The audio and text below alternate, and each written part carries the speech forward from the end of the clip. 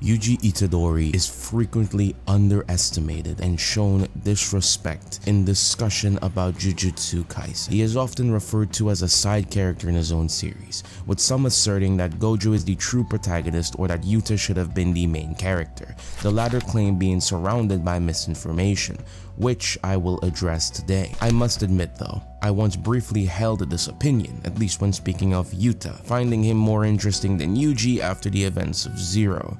And now that I look back, it's probably because Yuta in that instance fit the standard mold of a shonen protagonist. But my perspective has shifted since the Shibuya incident.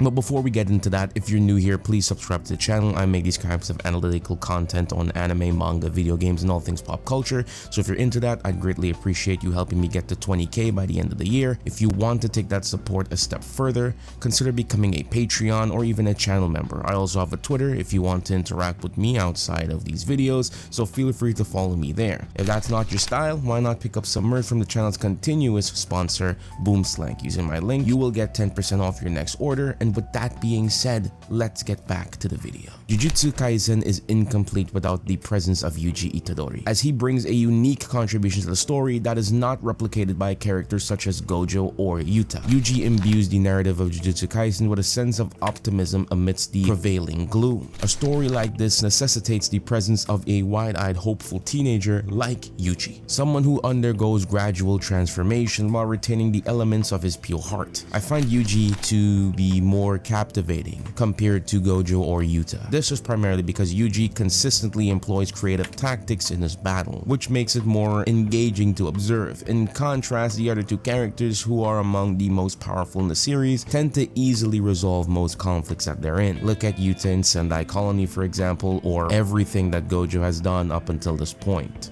Although these two characters possess relevant attributes that is relatable to the reader, both Gojo and Yuta are equally pure of heart, role models with relatable lows and highs in their story. With Yuta, it's his struggle with suicide in the film Zero, finding purpose and reason to keep moving forward, to stop blaming himself. And Gojo, his struggle with loneliness, failure, and loss of a friend during the hidden inventory / premature death arc, but continuing to move forward. These two do not possess the same underdog quality as Yuji though. While Okotsu and Satoru possess immense power that could effortlessly defeat Mahito, their characterization and perspective on death and violence differs significantly from Yuji's. It is Yuji's innate goodness and hopeful outlook that truly shines in the face of Mahito's nihilistic evil, creating a compelling narrative of two polar opposites clashing. Yuta and Gojo lack this nuanced dynamic though. Moreover, Yuji's character arc throughout Jujutsu Kaisen, shaped in part by his interactions with Mahito, deserves recognition. Witnessing him transform from a novice with minimal knowledge of Jujutsu sorcery to a seasoned fighter grappling with moral dilemmas is captivating. His initial detachment from the world contrasts beautifully with his growing understanding of responsibility and sacrifice within Jujutsu sorcery. Yuji is Jujutsu Kaisen's Shiro Emiya, a character defined by many things, but one of them being his hero complex, a desire to be a hero of justice and save as many people as possible, sometimes inhumanly so. Unlike Shiro, who occasionally adopts questionable methods to achieve his heroic goals, similar to his father Kiritsugu, Yuji clings to his moral compass despite the immense pressure to compromise. Yuji's internal conflict regarding killing adds a layer of complexity to his character. He's remorseful for taking the lives of Iso and Kechizu, that remorse being apparent even after the fact when he meets Choso in Shibuya, remembering that the two cried before they died. Yuji's unique characteristics and moral compass elevate his interactions with Mahito beyond a simple power struggle. Their contrasting ideologies and evolving personal journeys fuel the heart of Jujutsu Kaisen, making their bond one of the most compelling aspects of the narrative. Yuji's presence within Jujutsu Kaisen transcends mere combat prowess. He serves as a potent catalyst for purpose and unity among his peers, imbuing their lives with new meaning and fostering a sense of hope amidst the despair. Consider the plight of Nanami Kento, facing death's imminent embrace during his second encounter with Mahito, Nanami felt shrouded by an unsettling void, the specter of failure and meaninglessness gnawing at him. Yet, his perspective underwent a stark shift upon witnessing Yuji alive and well.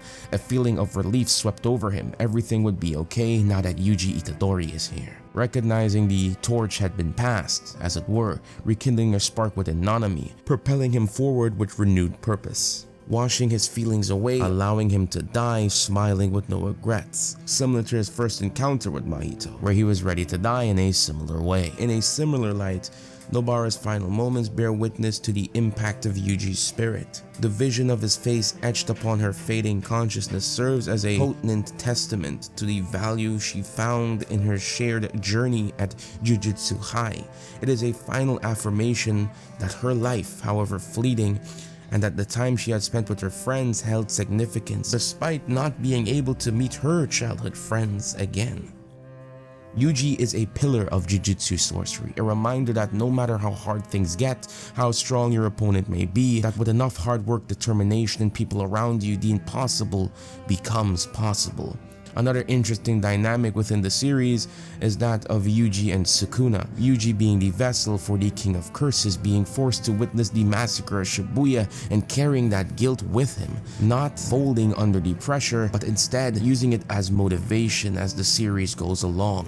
Despite Yuji not killing the people directly, his hands are still stained with the blood of hundreds, if not thousands of people, being forced to watch as the memories flood into his head, Sukuna taking pleasure in that fact. Sukuna being part of Yuji brings a different spin on the inner demon trope, so prevalent within shonen, especially when the latter half of the manga is concerned. There is still so much left to discover about Yuji. He's an enigma in the Jujutsu Kaisen world, even more so than characters like Gojo or Toji, because Yuji was on track to becoming a normal boy if it wasn't for the interference of a certain Kenjaku, creating the cursed womb that we know today.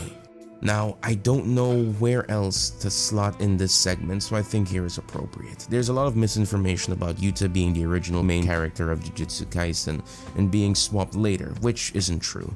Yuta was never the main character of Jujutsu Kaisen. Jujutsu Kaisen 0 was originally a one-shot called Tokyo Metropolitan Cursed Technical School and was later canonized as a prequel. When speaking about the main series, Jujutsu Kaisen and specifically its main character, Gege went on record saying, and I quote, "The one thing I knew for certain going in is that I wouldn't continue Yuta Okotsu's story. Instead, I wanted a brand new hero," end quote. And thus, Yuji Itadori was born. I hope this video was able to shed new light on Yuji as a character. I know it's on the shorter side and there's a lot more to Yuji as a character that I could have touched upon, but I didn't want to do that today. If you liked anything I had to say, please feel free to like this video, subscribe if you're new, and leave a comment down below discussing some of your favorite moments and your own thoughts about Yuji Itadori. This is Grimtoki, this is Beyond Animation. Please join me again next week, or the week after that, where I discuss the Kenshin anime reboot. Season 1 is finally wrapped up, and I would like to discuss the good and the bad of that adaptation, if it's worth your time, and whether or not I personally enjoyed it. This is Grimtoki, this has been Beyond Animation, and I'll see you in the next one. Peace.